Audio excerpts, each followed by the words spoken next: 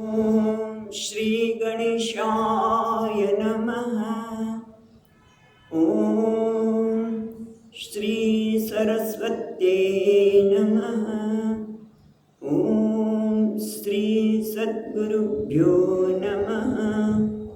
ॐ भागवत भगवान की जय।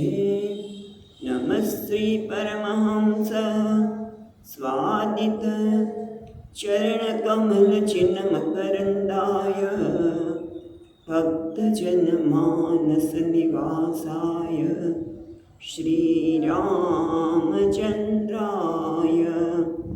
वागीसायस्य वदने लक्ष्मीर्यस्य च वक्षसि यस्यास्ते हृदये संवित् तं नृसिंहमहं भजे।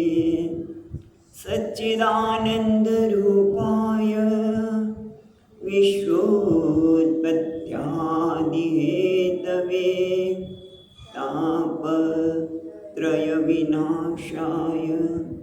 श्रीकृष्णाय वयं नमः। नारायणं नमस्कृत्यं नरं चैव नरोत्तमं देवीं सरस्वतीं व्यासं ततो जयमुदीरयेत्। श्रीकृष्णाय वासुदेवाय हरये परमात्मने प्रणतक्लेशनाशाय गोविन्दाय नमो नमः। यं प्रवचन्तमनुपेत्य अपेतकृत्यं द्वैपायनो विहरकातर आजुहाव पुत्रेति तन्मयतया तरवोऽग्निन्दुः तं सर्वभूतहृदयं मुनिमानतोऽस्मि। जन्माद्यस्य यतोऽन्वयादितरतश्चार्थेष्वभिघ्नस्वराट् तेने ब्रह्महृदाय आदिकवये मुह्यन्ति सूरयः। तेजो वारिमृतां यथा विनिमयो यत्र त्रिसर्गो मृषा धाम्ना स्वेन सदा निरस्तकुहकं सत्यं परं धीमहि। नमो भगवते तुभ्यं वासुदेवाय धीमहि प्रद्युम्नाय निरुद्धाय नमः संकर्षणाय च। ॐ नमो भगवते वासुदेवाय। ॐ नमो भगवते वासुदेवाय। ॐ नमो भगवते वासुदेवाय। ॐ नमो भगवते वासुदेवाय। ॐ नमो भगवते वासुदेवाय। ॐ नमो भगवते वासुदेवाय। वासुदेवाय हरि वासुदेवाय। वासुदेवाय हरि वासुदेवाय। वासुदेवाय हरि वासुदेवाय। वासुदेवाय हरि वासुदेवाय। ॐ नमो भगवते वासुदेवाय। ॐ नमो भगवते वासुदेवाय। ॐ नमो भगवते वासुदेवाय। ॐ नमो भगवते वासुदेवाय। वराहरूपे हरि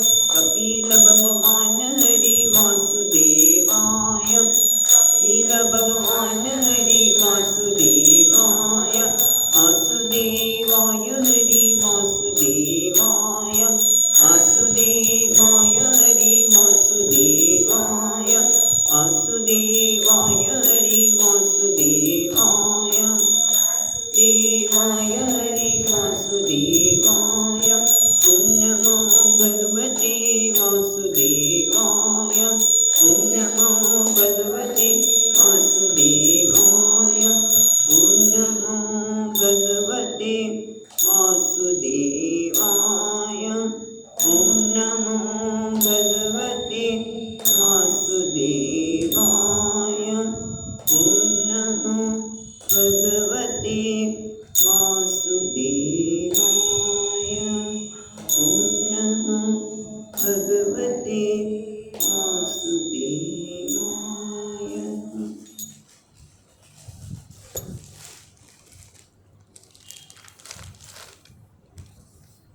તો આપણે ત્રીજા સ્કંદના 26મા અધ્યાયમાં જોઈ રહ્યા છીએ. એમાં આપણે જોઈએ છીએ તે પ્રમાણે કપિલ ભગવાન હવે માને તત્વના એમણે કહ્યું હતું કે મને તમે જ્ઞાન આપ્યું. ભક્તિની વાત કરી, હવે સાંખ્યની વાત કરી. સાંખ્યમાં અત્યારે એની વાત કરી તત્વના ભિન્ન ભિન્ન લક્ષણને. સાંખ્ય પ્રમાણે કે જેને જાણવાથી, જે જ્ઞાન થવાથી હૃદયની ગ્રંથિ છૂટી જાય છે. નહીંતર આ માયાની ગ્રંથિ તો એવી છે કે માણસને ક્યાંના ક્યાં અટવાવી દે. રોજ રોજ કંઈક ને કંઈક એને દુઃખા શબ્દ વાપરો, દુઃખા એના લીધે અનર્થ, અશાંતિ એ બધું જ જન્માવનારું આ જ્ઞાનનો અભાવ છે. અને જ્ઞાન થતાં બધામાંથી માણસ મુક્ત થઈ જાય. સરળ ભાષામાં કીધું મોક્ષ એટલે. અને એ પરમાત્મા કોણ છે એની પણ વાત કરી.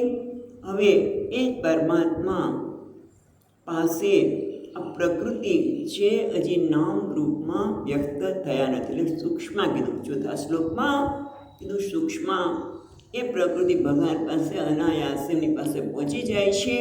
અને ભગવાન એમનો સ્વેચ્છાએ લીલા માટે, લીલા માટે સ્વીકાર કરે છે. અને પછી ગઈકાલે 5મા શ્લોકમાં જોયું કે એ જ પરમાત્મા જ્યારે આ પ્રકૃતિનો સ્વીકાર કર્યો અને એ પોતાના જેવી જ મનુષ્ય, તિર્યક, દેવતા વગેરે જુદા જુદા રૂપના સર્જન કર્યા. અને એના કારણે જ્ઞાન ભૂખ્યા, આ જ્ઞાન ભૂય એટલે કીધું ને, અજ્ઞાનથી આચ્છાદિત આવરણ શક્તિથી પોતાના સ્વરૂપને ભૂલી ગયા કે હું તો પરમાત્મા છું, હું આનંદ સ્વરૂપ છું, દુઃખને કોઈ મારી પાસે સ્પર્શ પણ નથી દુઃખનો, પણ છતાં એ ભૂલી ગયા. અને ત્યાર પછી એના પરિણામે જે મનુષ્યને દુઃખ આપનાર હોય તો કર્તૃત્વ અને ભોક્તૃત્વ. મેં આ કર્તૃત્વ એટલે મેં આ કંઈક કર્યું, મેં આ ભોગવ્યું, મારે જ ભોગવવું પડે, મારે જ આ કરવું પડે. એ જે પ્રકારની સમજણ છે એને કહેવાય છે કર્તૃત્વ ભોક્તૃત્વ. એ ક્યાં છે તો કહે છે કર્તૃત્વ ખરેખર તો 6થા શ્લોકમાં કીધું એ પ્રમાણે એવં પરાભિધ્યાનેન, એટલે પ્રકૃતિના જે દેહ વગેરે રૂપમાં પ્રકૃતિ પરિણમે છે એમાં પોતાને માનું અધ્યાસના લીધે આ દેહ, ઇન્દ્રિયો અને મન વગેરેને પોતાના માનીને ખરેખર કર્મસુ ક્રિયમાણેસુ ગુણૈ, ગુણો દ્વારા, પ્રકૃતિના ગુણો દ્વારા કર્મ થયા છે. પણ એ આત્મની માન્યતા, પોતાના અધ્યાસ સ્વસ્મની એ હું કરું છું. ક્રિયા ગુણોમાં ક્રિયા થઈ રહી છે અને કહે છે હું કરું છું. અને કરતા માની બેસે છે. અને કરતા માને એટલે ભોગતા માને છે. અને આમ તો અહંકાર જ કરતા ભોગતા જ. પણ અહીંયા 8મા શ્લોકમાં આપણે જોયું એ પ્રમાણે કર્તૃત્વ એ કાર્યકરણમાં છે અને ભોક્તૃત્વ એ ચેતનમાં છે. ભોક્તૃત્વ એટલે સુખ દુઃખ વગેરે અનુભૂતિ, ઠંડી ગરમી, માન અપમાન વગેરે જે કોનામાં છે એને કે ભોક્તૃત્વ એ ચેતનમાં છે. પુરુષમ પ્રકૃતિ પરઃ એ 8મા શ્લોકમાં વાત કરી.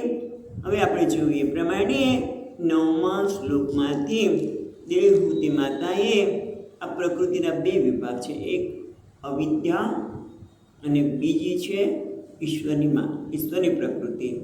એક છે એ સ્વરૂપને ઢાંકનારી છે, જીવ બનાવનારી છે, અને બીજી સર્જન કરનારી છે. એ પ્રકૃતિના સંદર્ભમાં દેવહૂતિ માતાએ પ્રશ્ન કર્યો કે એ પુરુષોત્તમ, હવે ગુરુજી છે, પુત્રને ગુરુના સ્થાને છે, ભગવાન છે, એટલા માટે કે છે હે પુરુષોત્તમ, આ વિશ્વના કારણરૂપ પ્રકૃતિ અને પુરુષનું તમે મને લક્ષણ કહો. આ જગત કેવું છે? સ્થૂળ અને સૂક્ષ્મ જગતના કારણરૂપ પ્રકૃતિ અને પુરુષનું મને લક્ષણ કરો, એને જુદા પાડી શકાય માટે. ત્યારે ભગવાને વાત કરી કે જે ત્રિગુણાત્મક અવ્યક્ત નિત્ય કાર્યકારણરૂપ અને સ્વયં નિર્વિકાર હોવા છતાં સંપૂર્ણ વિશેષને ધારણ કરનાર પ્રકૃતિ એટલે પ્રધાન કહેવામાં આવે છે. કે પ્રકૃતિ અને પુરુષના લક્ષણ કહો તો પ્રધાન કોને કહેવાય? પ્રકૃતિ કોને કહેવાય? જે ત્રિગુણાત્મિક છે, જે અત્યારે વ્યક્ત થઈ નથી, નામ રૂપે વ્યક્ત થઈ નથી, અને એટલું જ એ નિત્ય છે, જેની ઉત્પત્તિ કે વિનાશ નથી. એ પૃથ્વી વગેરે જે વિશેષ છે એનો આશ્રય છે, અને અવિશેષ પૃથ્વી વગેરે આકાર વિશેષ રહિત જે છે એને, અને વિશેષ જે છે બંનેનો આશ્રય છે. એ વાત કર્યા પછી એમણે સમજાવ્યું કે પંચભી એટલે 5 પંચમહાભૂત, આ પ્રધાનમાંથી પંચમહાભૂત, પંચ તન્માત્રા, 4 અંતઃકરણ, એટલે 4 અંતઃકરણ નહીં, અંતઃકરણના 4 વૃત્તિ.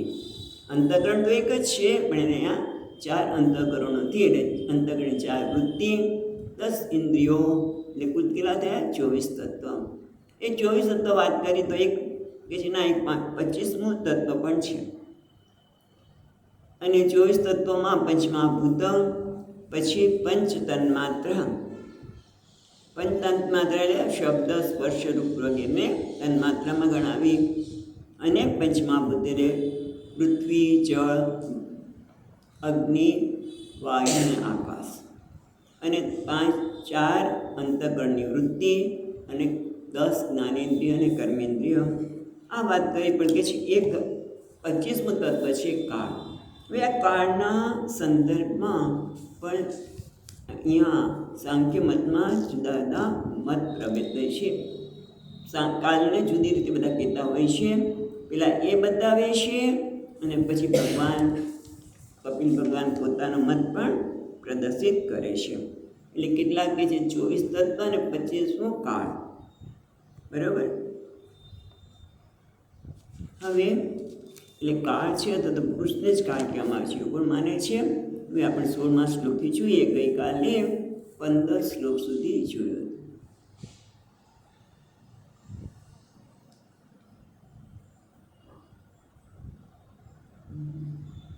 પ્રભાવં પુરુષં પ્રાહુઃ કાલમેકો યતો ભયં અહંકાર વિમૂઢસ્ય કર્તો પ્રકૃતિમેયુષ. એટલે શું કહે છે? પ્રભાવં પુરુષં પ્રાહુઃ કાલમ એકે યતો ભયં. એટલે કહે છે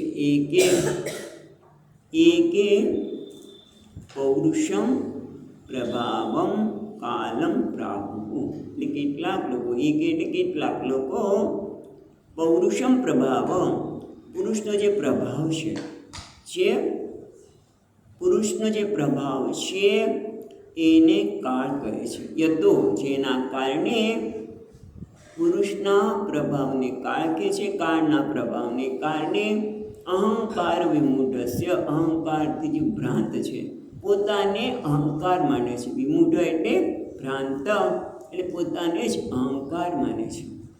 એવું કરતું પછી શબ્દ છે કરતું એટલે જીવ. પ્રકૃતિ મીયુષિ, પ્રકૃતિ ઈયુષ એટલે પ્રકૃતિ એટલે અહંકાર, અવિદ્યા. પ્રકૃતિને પ્રાપ્ત કરીને, પ્રકૃતિ એટલે અવિદ્યાને પ્રાપ્ત કરીને જીવ અહંકારથી વિમૂઢ થઈને ભય પામે છે. કોનાથી? કાળથી.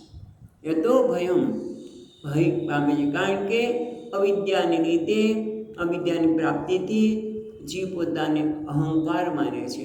આ ભ્રાંત અહંકાર વિમૂઢ, અહંકારથી ભ્રાંત થયેલો એટલે કે પોતાને શરીર માને છે. અને શરીર, મન, બુદ્ધિ માને, આ શરીરને જ હું માને, એટલે કાળનો ભય રહેવાનો છે. એ કાળ દીધા ક્યારે આવશે? મેં આ બધું ભેગું કર્યું છે, આ બધું જતું રહેશે, કોણ વાપરશે? બરાબર વાપરશે કે નહીં? મેં કેટલી મહેનતથી આટલું બધું ભેગું કર્યું છે. એટલે બધાનો એના કારણે સતત ભય લાગે છે. આગળ કહે છે અમે સૃષ્ટિનું કાળનું લક્ષણ કહે છે, અથવા તો અહીંયા બીજા ટીકાકાર કહે છે કે પોતાના મતે કાળ શું છે. 17મા શ્લોક પ્રકૃતિર્ગુણ સામ્યસ્ય નિર્વિશેષચ્ચ માનવી ચેષ્ટાયતસ્સ ભગવાન કાલ ઇત્યુપલક્ષિતઃ. એટલે કે છે હે માનવી, માનવી એટલે મનુપુત્રી, એ મનુપુત્રી દેવહૂતિ મનુ મહારાજની પુત્રી છે ને.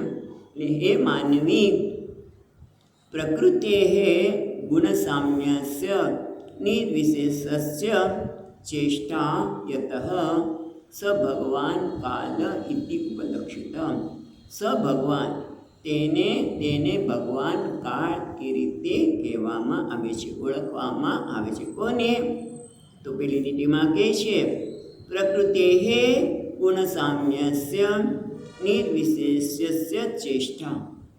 જે પ્રકૃતિની સામ્ય અવસ્થા છે. સામ્ય અવસ્થા એટલે કે જેમાં નામ રૂપ વગેરે ભેદ વિનાને એટલે નિર્વિશેષ કહ્યું. પ્રકૃતિની સામ્ય અવસ્થા એટલે સમાન અવસ્થા.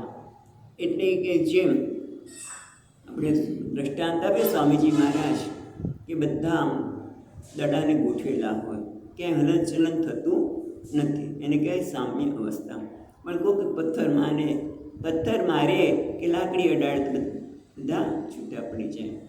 અથવા તો બીજો દ્રષ્ટાંત પણ કે જામફળનું આખું પેલું ટ્રેક્ટર ભર્યું હોય, ત્યાં સુધી બંધ હોય ત્યાં સુધી સામ્ય અવસ્થા, ખોલો એટલે દડદડ કરતાં સામ્ય અવસ્થા જતી રહી. એ રીતે અહીંયા પ્રકૃતિના ગુણની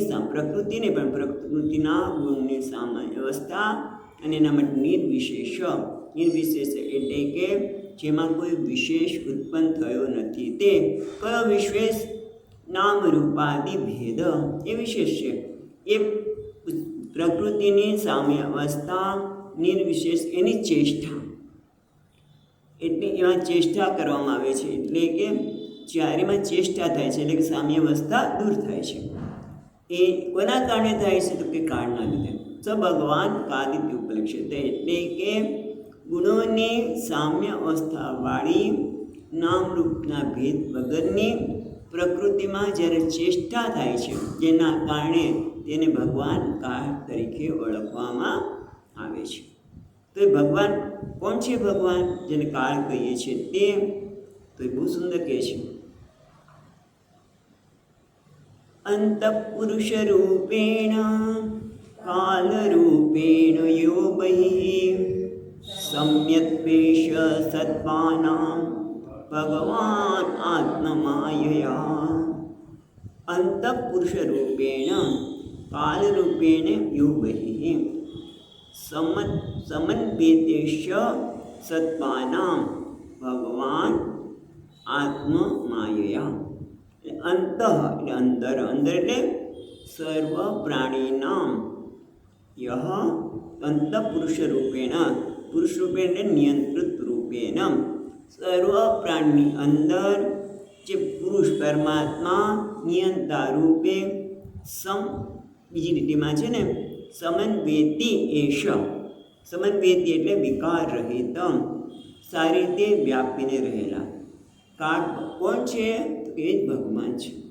એ જ્યારે મનુષ્યના અંતરકરણમાં સર્વ પ્રાણીના અંદર જે નિયંતા રૂપે વિકાર રહિત રહેલા છે, તે સારી રીતે વ્યાપી રહેલા છે તે, અને બહાર કાળ રૂપે ને બહી. એ જ પરમાત્મા જ્યારે બહાર હોય છે ત્યારે કાળ રૂપે હોય છે. એટલે જ્યાં સુધી જગતના પદાર્થ બહાર આપણે જગતના પદાર્થોમાં રહીએ એટલે કાળની થપાટ ખાવી જ પડે. પણ જ્યારે મનમાં અંતઃકરણ સાથે જોડાય છે, પરમાત્મા સાથે જોડાય છે, જે નિયંતા રૂપે છે એની સાથે જોડાઈ જાય તો શાંતિ. એટલા માટે કહે છે કે અંતઃપુરુષ રૂપેણ કાલ રૂપેણ યો બહિઃ સમન્વેતિ એષઃ સત્વાનાં ભગવાન આત્મમાયયા. તે અકાળ ભગવાન છે. કેવા છે? સમન્વેતિ બહાર રહેલા છે એને સત્વાનામ ભગવાન આત્મમાયા, ભગવાન પોતાની આત્મમાયા દ્વારા ભગવાન એશ ભગવાન સત્વાનામ, ભગવાન આત્મમાયા એટલે ભગવાન પોતાની આત્મમાયાથી અંદર પુરુષ રૂપે નિયંતા રૂપે છે અને બહાર કાળ રૂપે છે.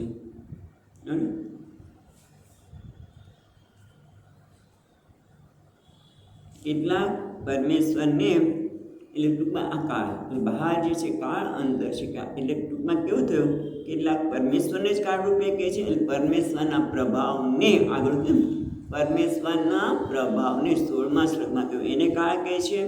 અને પ્રભાવનું લક્ષણ જેનાથી છે, આ પ્રભાવ પણ જેનાથી છે એને કાળ કહેવામાં આવે છે. એટલે ટૂંકમાં આ રીતે કાળને 25મા તત્વ રૂપે સાંખ્ય પુરુષો ગણતરી કરે છે. તત્વની સંખ્યા આ રીતે 25 થઈ. બરાબર. સત્વાનામ ભગવાન આત્મમાયા એટલે ભગવાન પોતાની માયા દ્વારા અંદરમાં પુરુષ રૂપે અને બહાર કાળ રૂપે રહેલા છે. હવે આગળ કહે છે એ પ્રધાનની વાત કરી, કાળ ભગવાનની 25 તત્વોની વાત કરી. હવે આ 25 તત્વોમાં વિક્ષેપ કેવી રીતે આવે છે, 25 તત્વોમાં વિક્ષેપ કેવી રીતે આવે છે તે બતાવે છે. 19મો શ્લોક. દૈવાત સુવિત ધર્મિણામ સ્વસ્યામ યોનૌ પરઃ પુમાન આદત્ત વીર્યમ સાસુત મત્તત્વં હિરણ્મયમ. દૈવાત, દૈવાત એટલે શું? એટલે કે છે જીવ અદૃષ્ટાત, એટલે જીવના અદૃષ્ટ ક્ષોભ પામ્યા છે ત્યારે દેવા ક્ષુભિત, ક્ષુભિત એટલે ક્ષોભ પામા. જીવોના અદૃષ્ટ, અદૃષ્ટ એટલે શું? અહીંયા તો એવું લખે જીવાત અદૃષ્ટાત ક્ષુભિતા. હા, ક્ષુભિતા એટલે ક્ષોભ પામવું હતું તો વૈષમ્ય એટલે જીવોના અદૃષ્ટ એટલે અદૃષ્ટ કર્મનું ફળ, કર્મ ને કર્મનું ફળ. જે કર્મોનું જીવ પ્રાણી માત્ર જે કર્મ, ખાસ તો જીવ મનુષ્ય જ, બીજામાં તો કોઈ કર્તૃત્વ છે જ નહીં. આ કરું કે ન કરું, જેમ સ્વામીજી મહારાજ કે ગાયિકા એમને કે ચાલો આજે રેસ્ટોરન્ટમાં જઈએ, અહીંયા કંઈ ફાસ્ટ ફૂડ ખાવા જઈશું. રોજ રોજ આ ઘાસ ચોમાસામાં મળે તો છે સારું છે, પણ રોજ રોજ ઘાસ જ ખાવાનું. એના બફાળા થાય, શું શું કંઈ થાય, સમોસા એ બધું ન ખાવા જઈએ એવું એને નહીં થાય. મનુષ્યને દરરોજ થશે ચાલો અત્યારે આજ તો મોટા ભાગે લોકો સાંજ પડે કે ચાલો બહાર જઈએ, ભાઈ ઘરે કંઈ બનાવવું નથી. એ મનુષ્ય કરી શકે, પ્રાણી કરી શકતા નથી. એટલે એ મનુષ્ય એના કર્મો, બધા કર્મોનું ફળ અત્યારે મળતું નથી. એટલે અદૃષ્ટાનામ, જે અદૃષ્ટ ફળો છે કર્મનું ફળ એ જ્યારે ક્ષુભિત થાય છે, સામ્ય અવસ્થામાંથી ક્ષુભિત થાય છે, વૈષમ્યતાના પ્રાપ્ત કરે છે. એટલે ટૂંકમાં આ સૃષ્ટિનું સર્જન કેવી રીતે થયું? આ 25 તત્વો જે સામ્ય અવસ્થામાં હતા, 24 તત્વો, એમાંથી વિક્ષેપ કેવી રીતે થયો? જેમ કીધું કે ઓલું ગાડામાં અથવા ટ્રેક્ટરમાં જામફળ ભર્યા, બરાબર, પણ એને ક્ષુભિત કોણે કર્યું? ઢાંકણું ખેંચ્યું તો પછી બધા બહાર નીકળી ગયા. એમ જીવોના કર્મો સામ્ય અવસ્થામાં જ કર્મફળ, પણ એને આ કાળ ભગવાન એને ક્ષુભિત કરે છે, વૈષમ્ય. એટલે દેવાસ ક્ષુભિત ધર્મિણામ સ્વસ્યામ યોનૌ પરઃ પુમાન, અને ત્યારે પોતાની યોનિ સ્વસ્યામ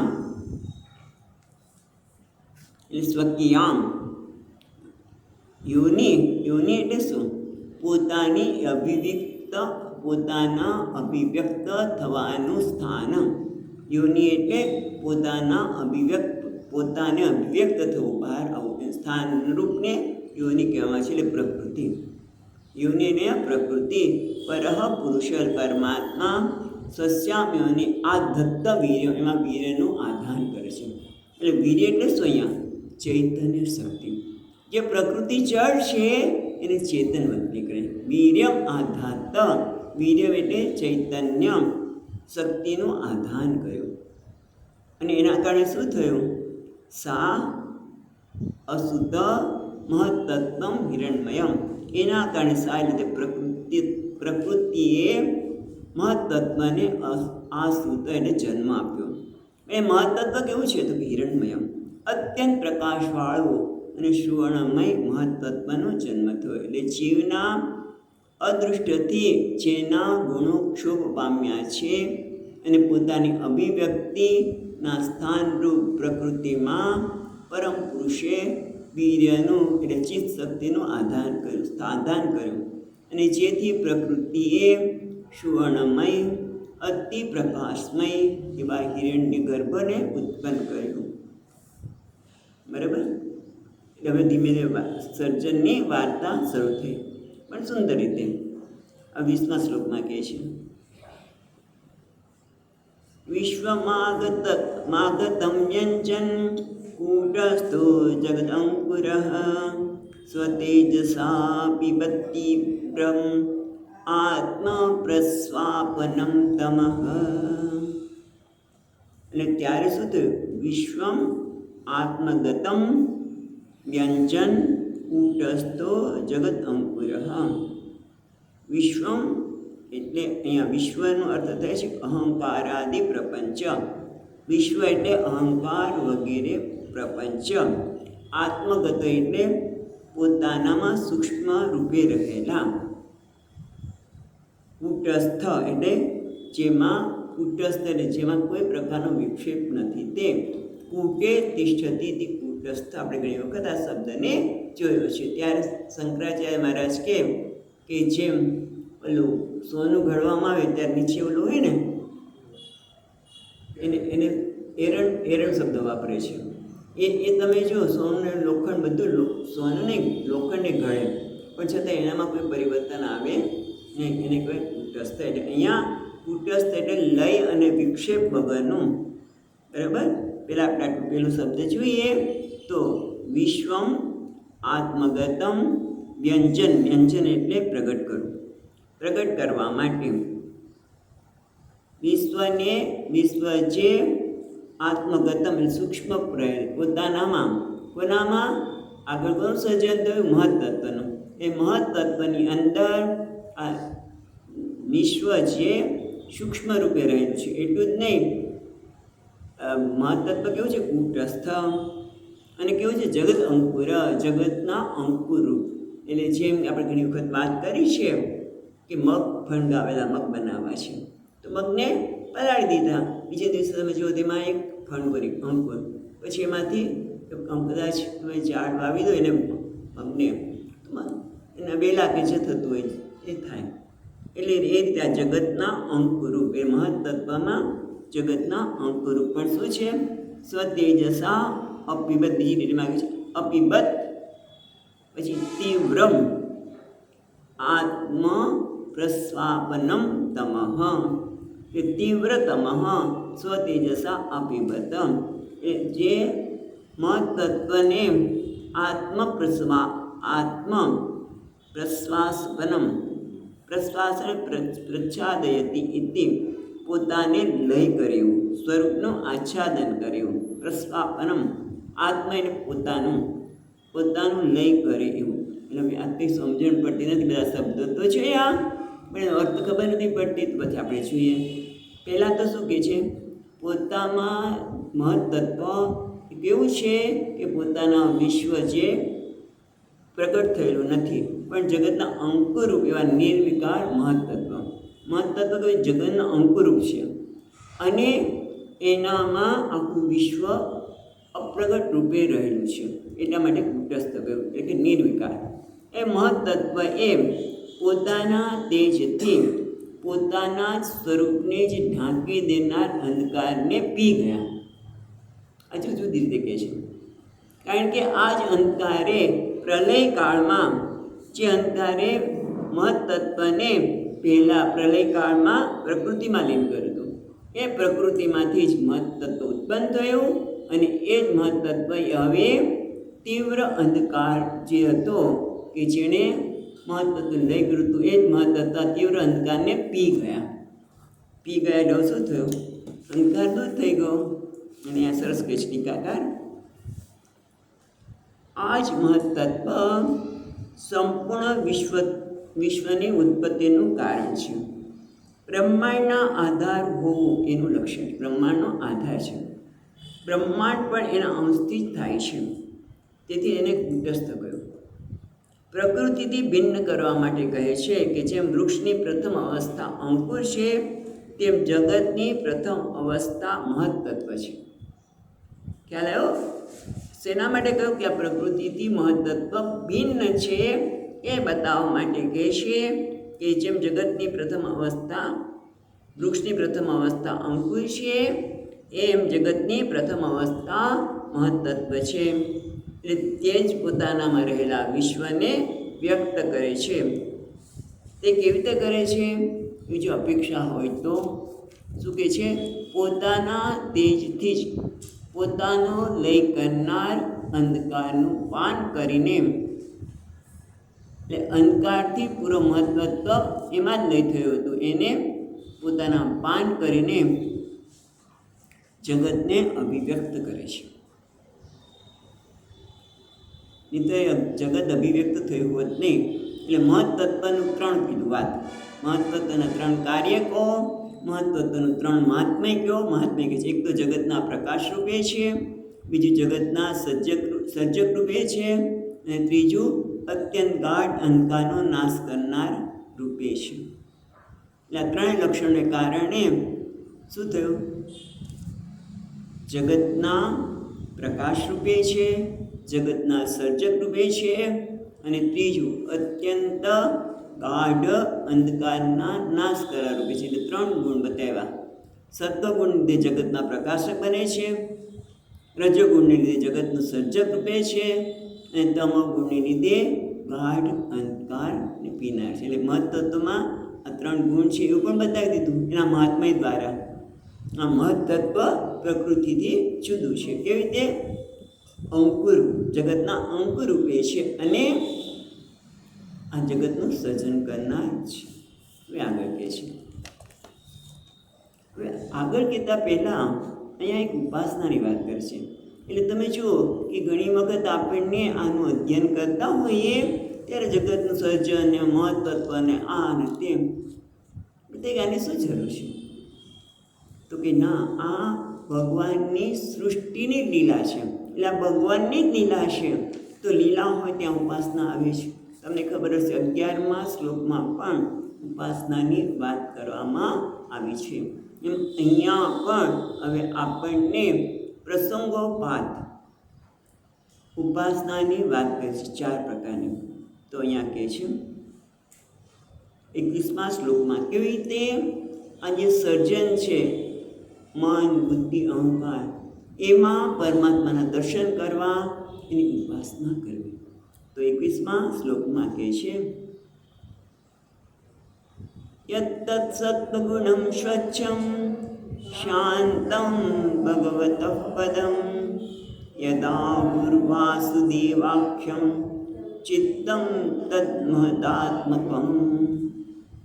એટલે કહે છે યત્તત્ સત્વગુણં સ્વચ્છમ શાંતમ ભગવતઃ પદમ. કારણ કે મહત્તત્વમાં 3 ગુણ તો છે, આપણે હમણાં જોયા. એમાં જે સત્વગુણ છે, યત્તત્ સત્વગુણમ, જે સત્વગુણ છે કેવું છે? સ્વચ્છ, શાંત, ભગવતઃ પદમ. 3 શબ્દ પહેલાં જોઈ લઈએ. તો સ્વચ્છ એટલે સ્વચ્છ, વિશદ, શુદ્ધ, સ્પષ્ટ. સ્વચ્છ, વિશદ અને શુદ્ધ. વિશદ એટલે શુદ્ધ. શાંતમ, શાંત એટલે રાગ દ્વેષ રહિતમ. શાંત કોને કહેવાય? જ્યાં રાગ અને દ્વેષ નથી. શાંતમ, શાંત છું. જ્યારે આપણે શાંતિનો અનુભવ કરતા હોય ત્યારે મનમાં કોઈ પ્રકારનો રાગ કે દ્વેષ ન હોય તો શાંતિનો અનુભવ થઈ શકે. શાંતમ એ રાગ દ્વેષ રહિતમ.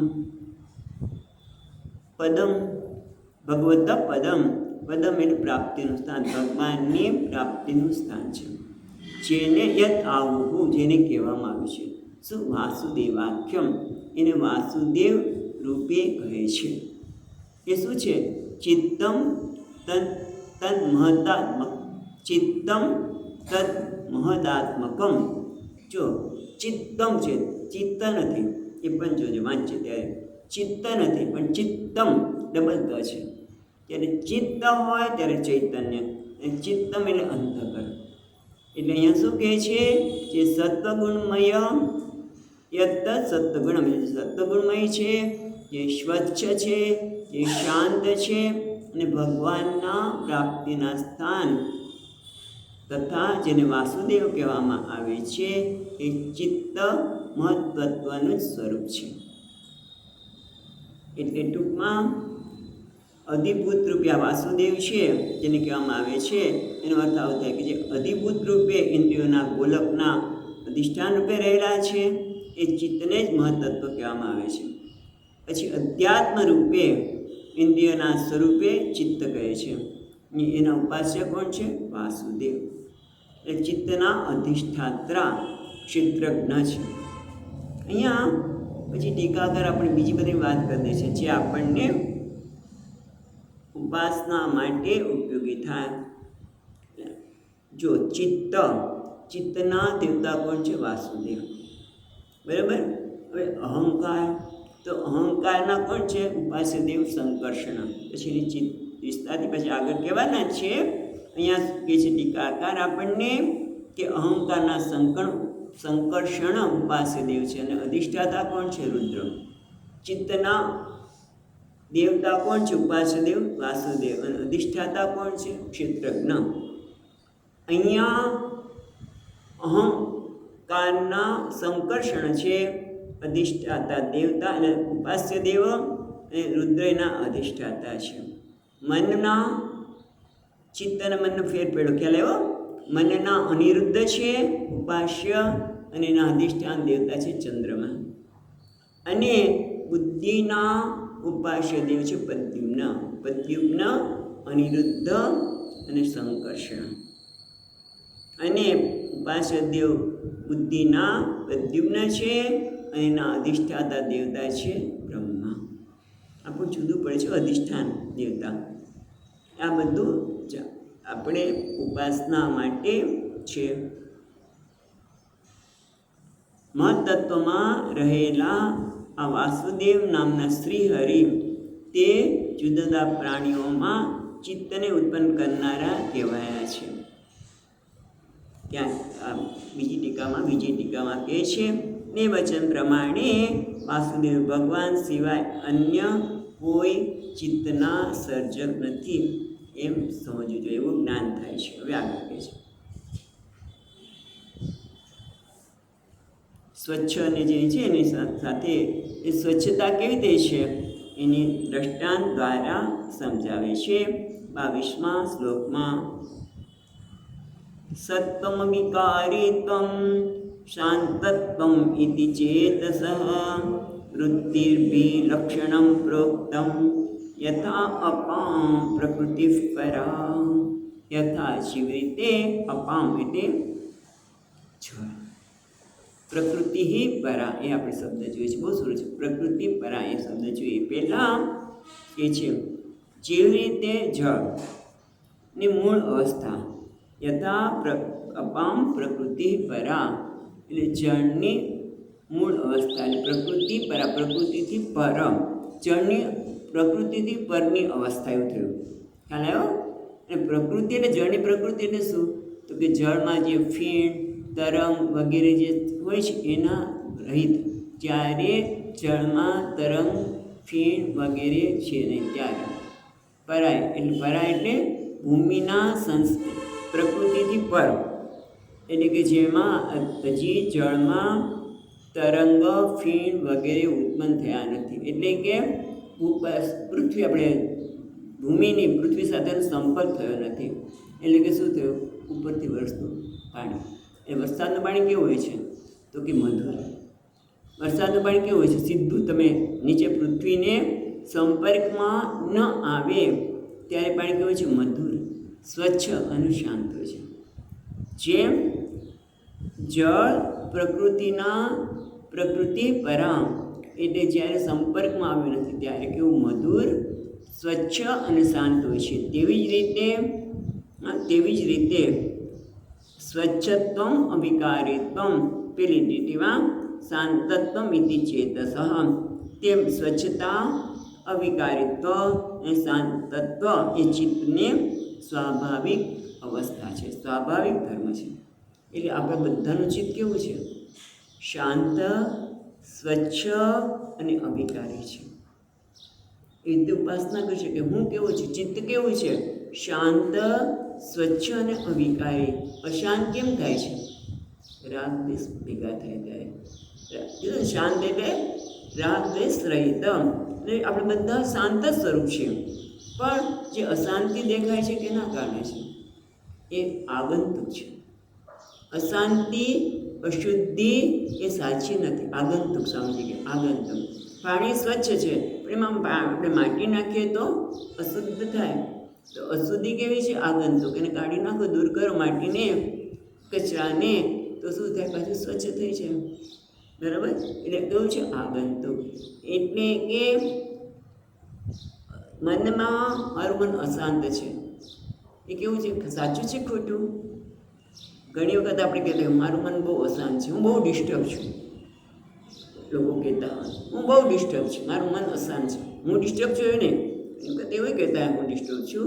ઘણી વખત લોકો અધ્યયન ન કર્યું હોય તો એમ હમણાં મને કોઈ કહેતું મારું મન બહુ અશાંત રહે છે, બહુ ડિસ્ટર્બ રહે છે. તો એ શું છે? ડિસ્ટર્બ તો કારણ કે મન તો સ્વચ્છ છે, શાંત છે, અવિકારી છે. વિકાર નથી. વિકાર હોય તો ડિસ્ટર્બ થાય. વિકારી છે, ડિસ્ટર્બ છે એટલે વિકારી છે. મન વિકારી છે, પણ મન તો વિકારી છે. આ ઉપાસના છે. કીધું ને કે પ્રાસંગિક આપણને સર્જનની પ્રક્રિયામાં ઉપાસના બતાવી રહ્યા છે કે આપણે વિકારિત, આપણે અસ્વચ્છ એટલે કે અશાંત, આ બધું કેવું છે? આગંતુક છે. અશાંતિ, અસ્વચ્છતા, વિકારિત્વ એટલે મન ડિસ્ટર્બ છે, હું અશુદ્ધ થઈ ગયું, મન અશુદ્ધ છે વગેરે. એ સાચું છે ને એ કેવું છે? આગંતુક છે. માટે સત્ય નથી. સત્ય શું છે? મનનો સાચો સ્વભાવ. જેમ જળનો પૃથ્વીના સંપર્કમાં આવ્યા પહેલાં મધુર, સ્વચ્છ અને શાંત જ છે, એમ મન પણ જ્યાં સુધી વિષયના સંપર્કમાં નથી આવ્યું ત્યાં સુધી કેવું છે? શાંત, સ્વચ્છ અને નિર્વિકારી છે. આ રીતે આપણે ઉપાસના કરી શકીએ. કેટલી સુંદર વાત કરી. હવે અહંકારની ઉત્પત્તિ 4 શ્લોકમાં કહે છે, આપણે જોઈએ. અહંકારની ઉત્પત્તિ એટલે મહત્તત્વમાંથી 23મા શ્લોકમાં કહે છે. તો 23 અને 24ના સાથે જશે કેટલાક શબ્દો. ચાલો જોઈએ. પેલા 23મો શ્લોક વાંચીએ. મહત્તત્વાદિ પૂર્વાણાત ભગવદ વીર્ય સંભવાત ક્રિયાશક્તિરહંકાર વિવિધ સંપદ્યત.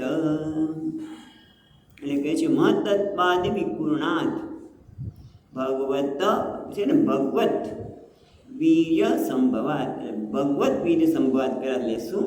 બીજું ચરણ પહેલાં લઈએ તો ભગવત વીર્ય સંભવાત, ભગવાનના વીર્યમાંથી ઉત્પન્ન થયેલું.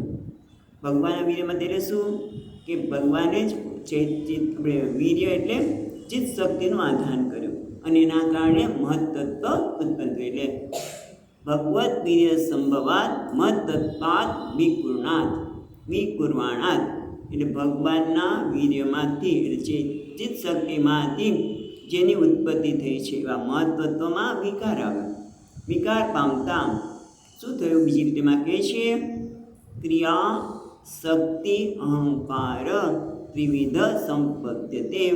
એના કારણે ક્રિયાશક્તિ અહંકાર ત્રિવિધ સંપદ્યતે, અને એના કારણે 3 પ્રકારની અહંકાર ઉત્પન્ન થયો. ક્રિયાશક્તિ, પછી બીજી બે ઉમેરવી પડે, ક્રિયાશક્તિ, જ્ઞાન શક્તિ અને દ્રવ્ય શક્તિ 3, અથવા તો અહંકાર 3 પ્રકારનો, એટલે સત્વ, રજોગુણી અને તમોગુણી અહંકાર ઉત્પન્ન થયો. મહત્તત્વમાંથી, જે મહત્ભક્તિ ક્યાંથી ઉત્પન્ન થયેલું છે? ભગવાનના વીર્યમાંથી. ચેતન શક્તિમાંથી એમાં વિકાર થવાથી એમાંથી 3 પ્રકારનો અહંકાર ઉત્પન્ન થયો, એટલે કે સત્વ રજસ તમ ગુણ, અથવા તો 3 પ્રકારની 3 ક્રિયાશક્તિ, જ્ઞાન શક્તિ અને દ્રવ્ય શક્તિ, અથવા તો આપણી ઈચ્છા શક્તિઓ શબ્દ વાપરતા હોઈએ છીએ. હવે આગળ કહે છે, હવે આ 3 અહંકાર જે થયા સત્વ રજસ ને તમો ગુણ, એનો વિસ્તાર કરતાં કરતાં આપણને ઉપાસનાની પણ વાત કરશે સુંદર રીતે.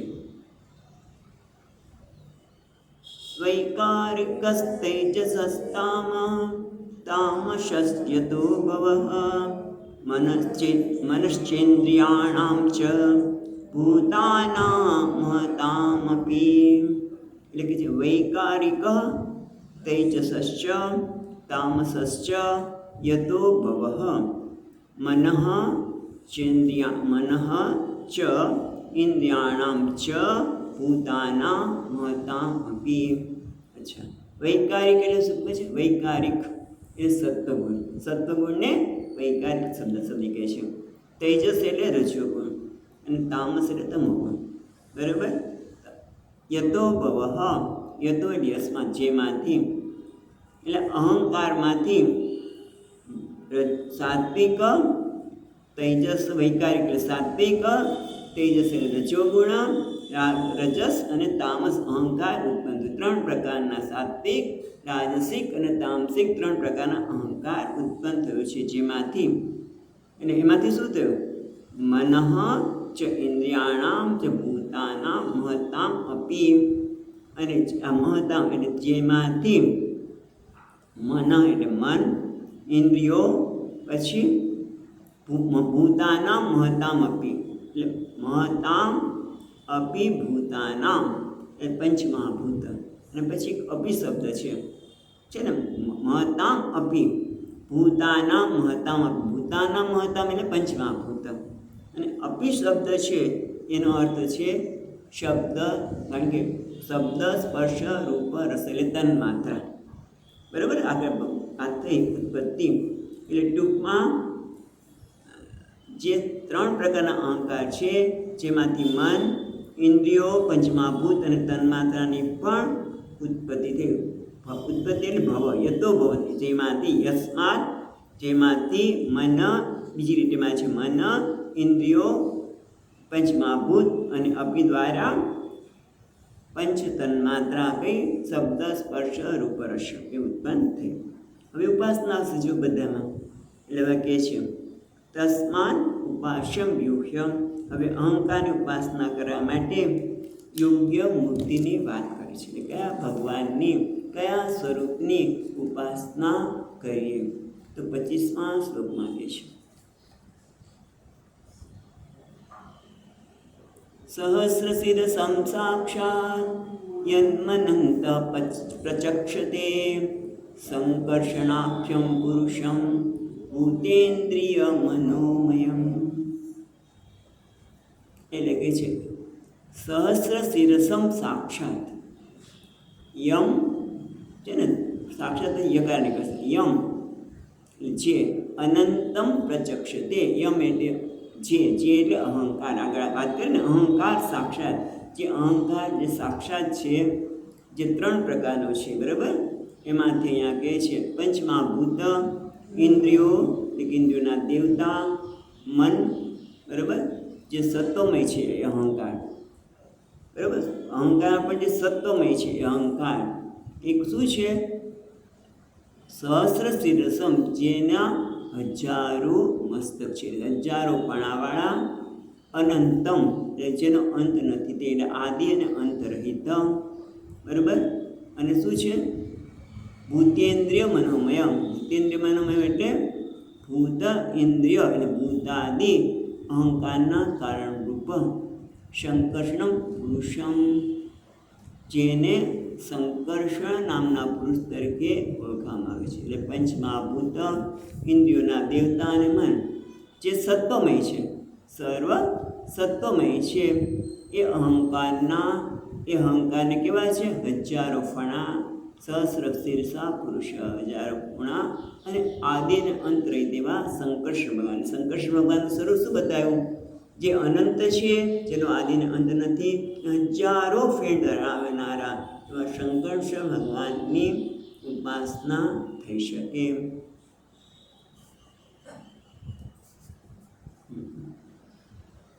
હવે અહંકારનું પણ લક્ષણ કહે છે. એટલે ટૂંકમાં પેલા મનરૂપે અહંકાર, આપણે શંકરશ્વર ભગવાનની ઉપાસના, પછી જોઈશું પ્રદ્યુમ્ના, આપણે શું અહીંયા સંકર્ષણ નહીં, સંકર્ષણ ભગવાન, રાઈટ,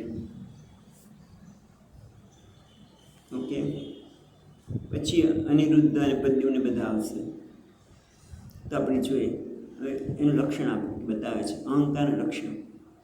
કર્તૃત્વમ કારણત્વમ ચ કાર્યત્વમ ચેતિ લક્ષણમ શાંત ઘોર વિમૂઢત્વમ ઇતિ સ્યાદ અહં કૃતેહે. એટલે અહં કૃતેહે, આ અહંકારનું એમાં શું છે? કર્તૃત્વમ એટલે કર્તાપણું. કર્તાપણું કોણ? દેવતા. જે દેવતાઓ છે, ઇન્દ્રિયોના દેવતા, એટલે કર્તૃત્વમ દેવતા રૂપમ. કર્ણત્વમ એટલે ઇન્દ્રિય રૂપે. કર્ણ એટલે જ સાધન. કોઈ પણ કાર્ય કેવી રીતે થાય? સાધન વગર ન થાય. અહીંયા કેવી રીતે આવ્યા? તો કે સાધન દ્વારા. કયું સાધન? તો પગ, એને કહેવાય કર્ણ. એટલે કર્ણત્વમ અને કાર્યત્વમ એટલે શરીર. ઇન્દ્રિયોના દેવતા રૂપ કર્તૃત્વપણું, ઇન્દ્રિયોના કર્ણરૂપ પંચમાભૂત રૂપે, બરાબર, ઇન્દ્રિયોના કર્ણરૂપ પંચમાભાત રૂપે, પંચમાભૂત રૂપે, અને કાર્યત્વમ અથવા તો સત્વાદી ગુણ જેના કારણ રૂપે છે તેવા શાંત, ઘોર અને વિમૂઢ. શાંત, ઘોર, વિમૂઢ એ અંકાર એ છે વિમૂઢત્વમ ઇતિ સ્યાદ અહં કૃતેહે. અહં કૃતે એટલે અહંકારનું લક્ષણ. જો 3 વસ્તુ કહે છે અહીંયા. પહેલાં કર્તૃત્વમ, કર્ણત્વમ અને કાર્યત્વમ. કર્તૃત્વમ એટલે ઇન્દ્રિયોના દેવતા, કર્ણત્વમ એટલે કરણપણું એટલે પંચમાભૂત રૂપે, અને કાર્યત્વમ અહીંયા કેમ આમ કે ટીકામાં ગુજરાતીમાં જુદું છે. કર્ણત્વમ એટલે ઇન્દ્રિયો રૂપે, અને કાર્યત્વમ એટલે ભૂત રૂપે. આ બધા પણ અહંકારના જ 3 લક્ષણ છે. અને એ જ ને આગળ કહે છે સાત્વિક શાંત રૂપે. શાંત, ઘોર, વિમૂઢત્વમ. પહેલાં અહંકારની 3 કૃતિ, અહંકારના 3 લક્ષણ કેવી રીતે? કર્તૃત્વ રૂપે, એક કર્ણત્વ રૂપે અને કાર્યત્વ રૂપે. કર્તૃત્વ એટલે દેવતાઓ, ઇન્દ્રિયોના, કર્ણત્વમ એટલે ઇન્દ્રિયો, અને કાર્યત્વમ એટલે પંચમાભૂત. અને એ જ વસ્તુને શાંત એટલે સત્વ રૂપે, ઘોર એટલે રજસ રૂપે, અને વિમૂઢ એટલે તામસ. આ 3 પણ અહંકારની જ લક્ષણ છે. એટલે 3 અહંકારના લક્ષણ બતાવ્યા. ઇન્દ્રિયોના રૂપે, ઇન્દ્રિયના દેવતા રૂપે, અને પંચમાભૂત. એ બીજા સાત્વિક, શાંત, ઘોર અને વિમૂઢ. આ 3 અહંકારના રૂપ છે. બરાબર છે. પણ હવે અહંકારના રૂપ દ્વારા આપણે હવે મનની ઉત્પત્તિ, ઇન્દ્રિયો વગેરેની ઉત્પત્તિ વગેરે કહે છે. એટલે કે એ પણ બધા ભગવાનની જ લીલા છે. એટલે એ લીલાનું શ્રવણ આવતા વખતે કરીશું. સચ્ચિદાનંદ રૂપાય વિશ્વોત્પત્યાદિ હેતવે તાપત્રય વિનાશાય શ્રી કૃષ્ણાય વયં નમઃ. યં પ્રવચन्तમનુપેત્ય અપેતકૃત્યં વૈપાયનો વિહરકાતર આજુહાવ. પુત્રેતિ તન્મયતયા તરવો વિનેन्दુઃ तं સર્વભૂતહૃદયં મુનિમાનતોઃ.